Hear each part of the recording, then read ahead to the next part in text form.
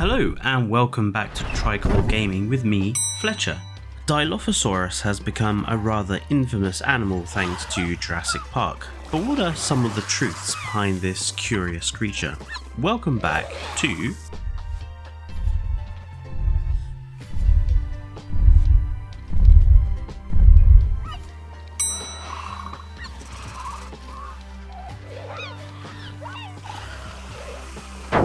Number 1. A wartime discovery.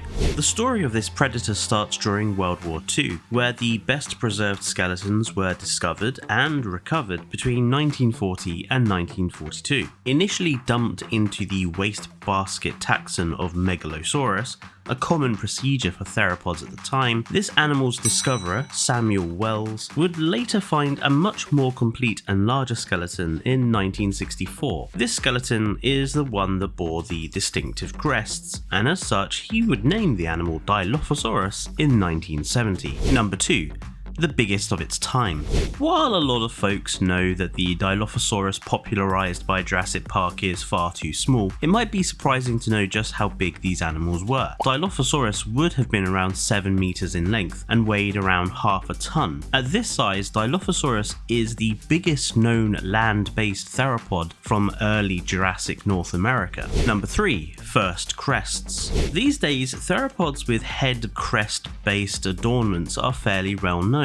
Animals like Cryolophosaurus and Allosaurus have become household names. However, at the time of Dilophosaurus's discovery, no other theropods with large longitudinal crests were known, making the animal the first and an instant interest to paleontologists. Number 4. The scavenger.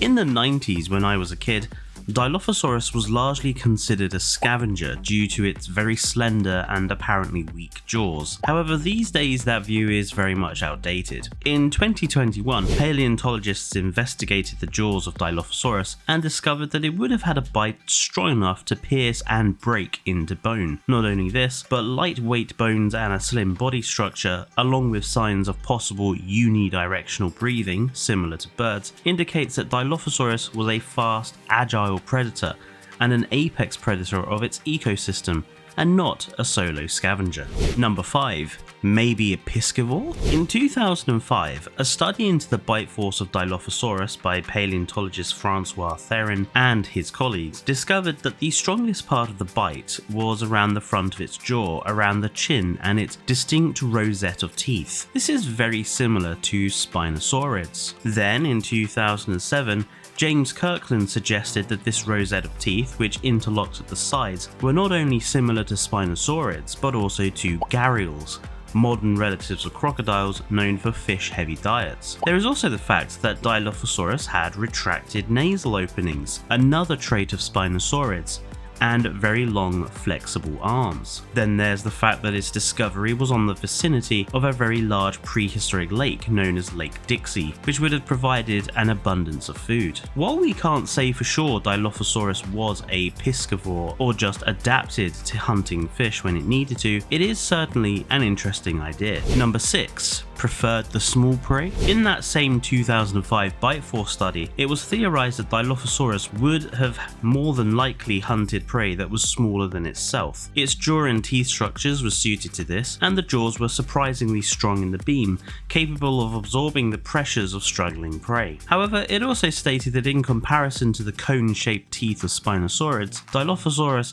had very thin, compressed teeth, indicating that it still maintained more of a slicing bite than a bite and hold style. As such, the study suggested that the Dilophosaurus would have attacked prey with slashing bites to wound and cause blood loss, capturing the animal in the whole jaw only when it was weakened and not resisting. Number 7. The argument over its crests.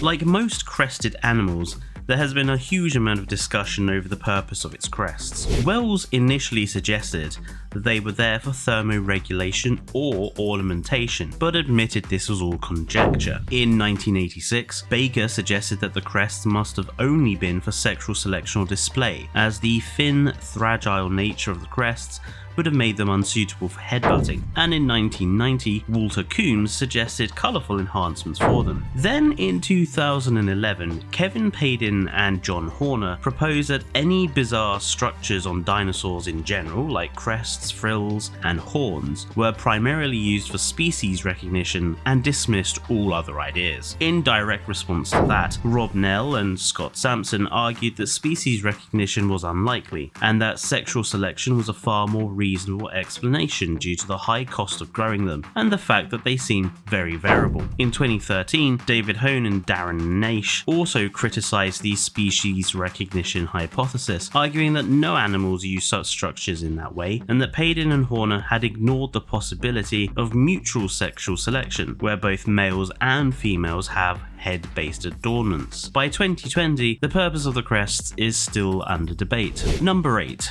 The Big Al of Dilophosaurus. Big Al is well known for all of his injuries that he suffered while alive. Well, Dilophosaurus has a similar animal. In 2015, Phil Centaur and Sarah Youngst described an example of Dilophosaurus with no less than 8 broken and damaged bones in one of its forelimbs, more than any other theropod known. This included fractures, bone tumors, misgrown bones, and deformities. Not only that, but the deformities to its hand and third finger were theorized to be due to a condition known as developmental osteodysplasia, a condition known in birds but never seen in non-avian dinosaurs until this study. And a lot of these injuries showed evidence of healing, indicating that Dilophosaurus was pretty hardy and would have lived with the pain and difficulties of its injuries until healed. As stated in the study, and I quote, "The survival of the animal despite these ailments suggests a prolonged period of fasting or subsisting on prey small enough to be dispatched with the mouth and or feet alone, or with the use of only one forelimb. It is also a testament to the hardiness of an animal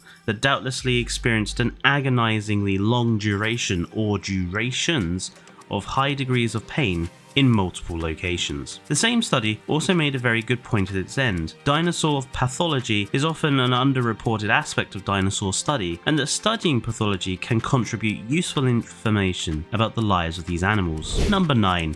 Unlikely to outrun it. So, in an interesting thought experiment, Dilophosaurus was put up against sprinter Usain Bolt in order to find out over 100 meters if the Dilophosaurus could catch him. Well, turns out no. Dilophosaurus is estimated to have had a maximum top speed of around 10.5 meters a second, pretty similar to Mr. Bolt. However, in terms of acceleration, Dilophosaurus could not accelerate as fast, and as a result, over 100 meters, Usain Bolt would cross the line 2 seconds ahead of a Dilophosaurus. That being said, given the average person is no Usain Bolt, and Dennis Nedry certainly wasn't, it seems likely this predator would easily be able to catch a human.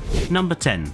An international actor. While its depiction in Jurassic Park has long since been criticised by a range of paleontologists for its inaccuracies, Dilophosaurus's discoverer Samuel Wells was a bit less critical. He reportedly enjoyed the film and was thrilled to see his animal in the movie. According to him, he was happy to find the dinosaur has become an internationally known actor. So there we go.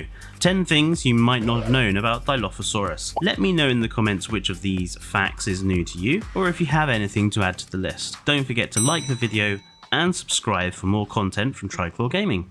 Until next time, stay safe and goodbye.